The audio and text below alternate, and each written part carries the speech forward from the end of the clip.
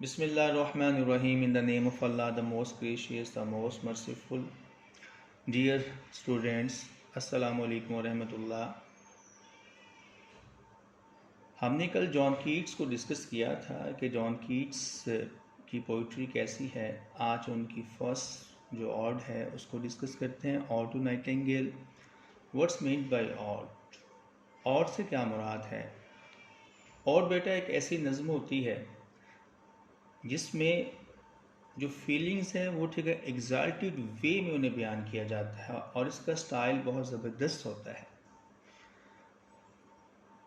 और to Nightingale John Keats की ये पोएम बुलबुल के बारे में है।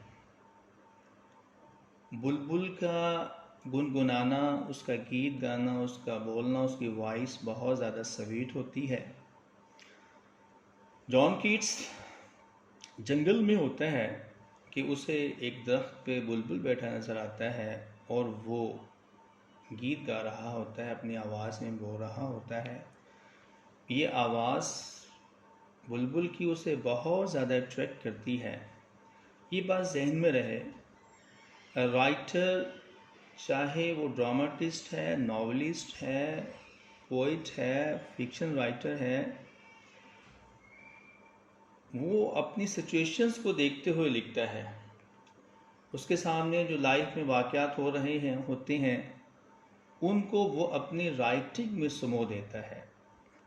बिल्कुल ऐसा ही जैसे विलियम वर्ड्सवर्थ ने सॉलिटरी रिपर पोएम लिखी कि वो पहाड़ों में जा रहा था, एक लड़की गंदम काट रही थी। गंदम काटते हुए वो कोई अपनी लैंग्वेज में गीत गा रही थी।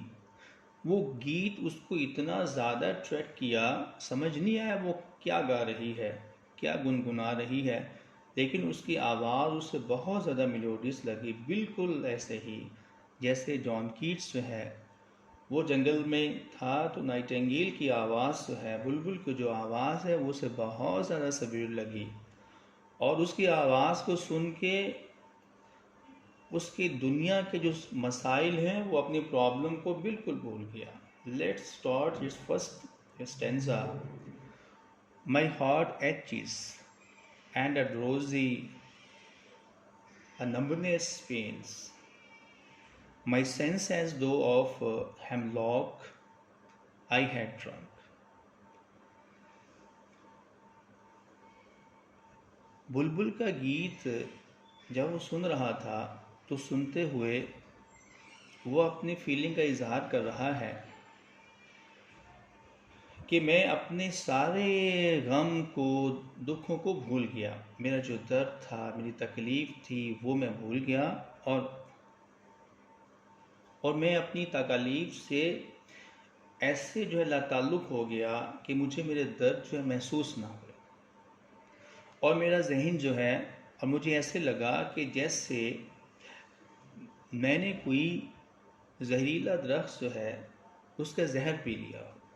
यानी बुलबुल की आवाज़ को सुन के, उसके गीत को सुन के जॉन कीट्स मदहोश हो गया। It begins with the poet describing his melancholy.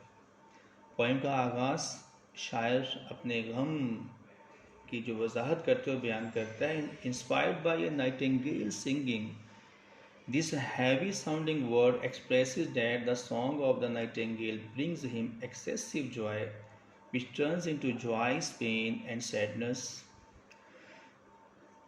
बुलबुल के गुनगुनाने की आवाज़, उसके गीत को सुन के शायर जो है वो अपना सारा गम भूल गया। उसमें जो है खुशी की जो फीलिंग है वो जो है प्रोड्यूस होगी। So it is an intense imaginative experience in which sorrow is fused into joy। Nightingale का गीत सुन के उसका जो गम था वो खुशी में जो है तब्दील हो गया। The speaker says that his heart hurts as if he has just drunken poison। Speaker कहता है, जॉन कीट्स कहता है कि उसका दिल इतनी तकलीफ में है कि जैसे उसने जहर पी लिया हो। यानी उसकी फीलिंग पहले ऐसी थी, लेकिन उसका गीत सुन के, बुलबुल का गीत सुन के उसे ऐसा लगा कि जैसे उसका सारे दुख दर्द दूर हो गए हैं। और emptied some dull opiated to the drains. One minute passed and lead wards had sunk.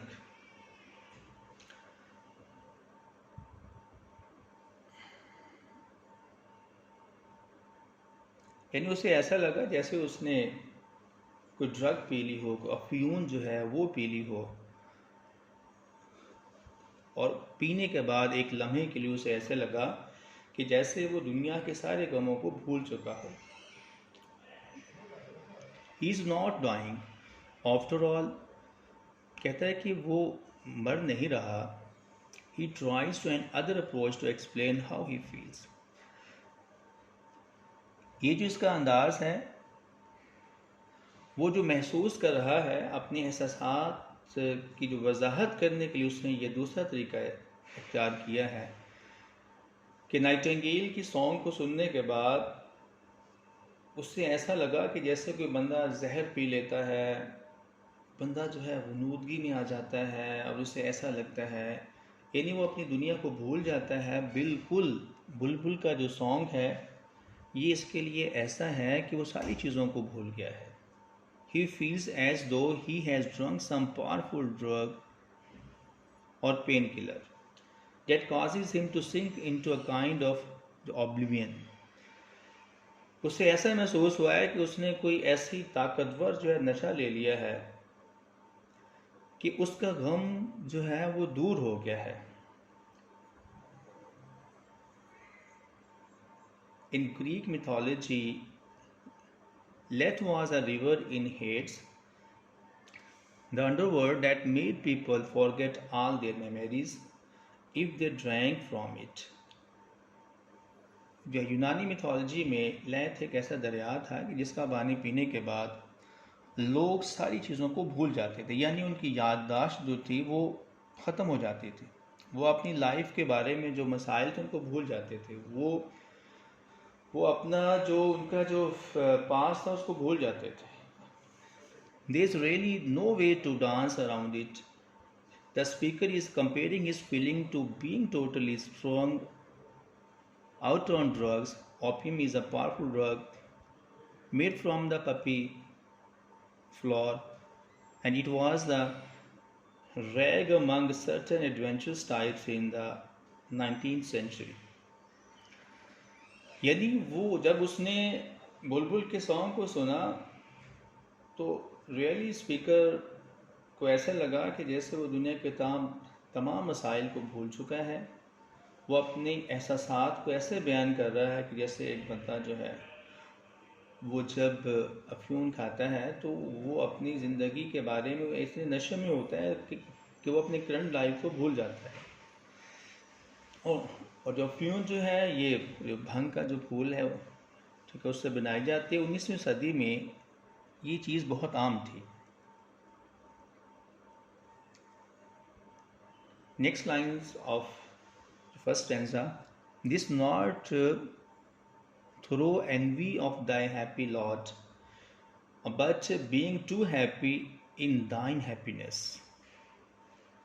The speaker wants to clarify that the pain he feels is not because he is jealous of the bird's happiness.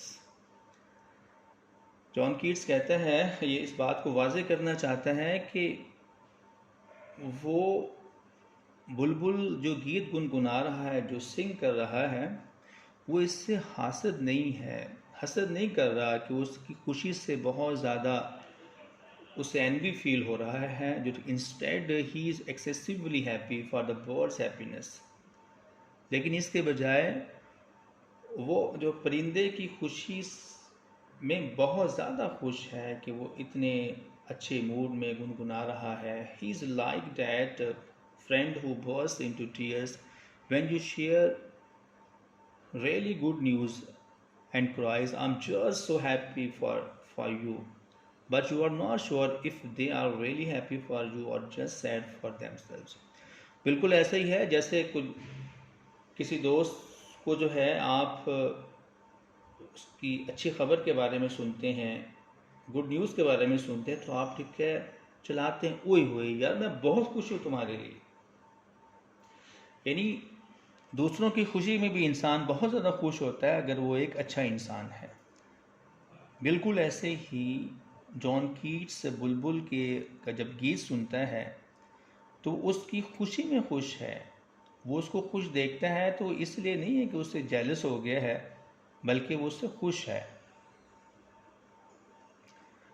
That the light-winged dryad of the trees in some melodious plot of beechen green and shadows numberless, singest of summer in full throat is। अब बता रहा है कि बुलबुल असल में है कहाँ। बुलबुल जंगल में एक दरख्त पे बैठा हुआ है और वो सरसब्ज जो है दरख्त है, जहाँ वो, और मौसम जो है ये गर्मी का मौसम है, और वो अपनी फुल आवाज़ में जो है गुनगुना रहा है। Why is the nightingale so happy. बुलबुल खुश क्यों है?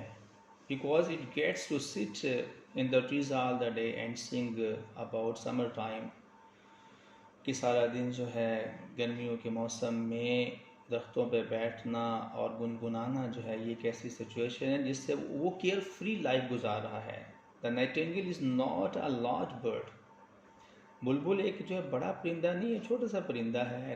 एंड इट कैन फ्लाई, और वो उड़ सकता है, which seems like enough Purons to call it light wind. इसलिए उसे जो है हल्के परों वाला कहा गया है, क्योंकि वो ठीक है फ्लाई कर सकता है। In Greek mythology, a dryad is a nymph female bird that lives in the trees। Dried ये जो है यूनानी टर्म है बेटा। ये एक ऐसी देवी थी कि जो दरख्तों में रहती थी। The bird makes whatever space or plot it inhabits melodious, and this particular plot seems to have beech trees, giving it a beechen green color। कहता है कि परिंदा जितनी भी जगह लेता है, वो जहाँ भी बैठा हुआ है, वो सब दरख्त के पत्तों में बैठा हुआ है और वो उसमें जो है गुनगुना रहा है। The nightingale doesn't hold back। बुलबुल जो रुकता नहीं है, it sings with the full throat like an opera singer in a solo। बिल्कुल ऐसे ही जैसे एक गीत गाने वाला जो है वो गीत गाता है तो वो ऊंची आवाज़ में गीत गा रहा होता है, ऐसे ही बुलबुल है कि वो गुनगुना रहा है और वो बिल्कुल केयर फ्री हो कि लोग क्या उसके बारे में कहेंगे, लोग उसको देख रहे हैं, इसको कोई टेंशन नहीं है कि जॉन कीट सामने खड़ा है, लेकिन वो अपनी आवाज़ में गुनगुनाए जा रहा है। But imagine that this poem takes place in the peak of summer. आप इस बात को जो तसव्वुर कर सकते हैं कि नज़म जो है ये मौसम सरमा का पीक का टाइम था। ये बात जहन में रहे कि समर सीज़न जैसे हमारे यहाँ होता है, वहाँ ऐसा समर सीज़न नहीं है, क्योंकि आउट ऑफ कंट्री में वहाँ पे ज़्यादातर सर्दी रहती है। तो आप उसे कह सकते हैं कि हमारे यहाँ फेब और मार्च में जो सीज़न होता है, जो मौसम होता है, बिल्कुल ऐसा ही वहाँ पे मौसम होता है। बहुत ही नॉर्मल जो सीज़न होता है।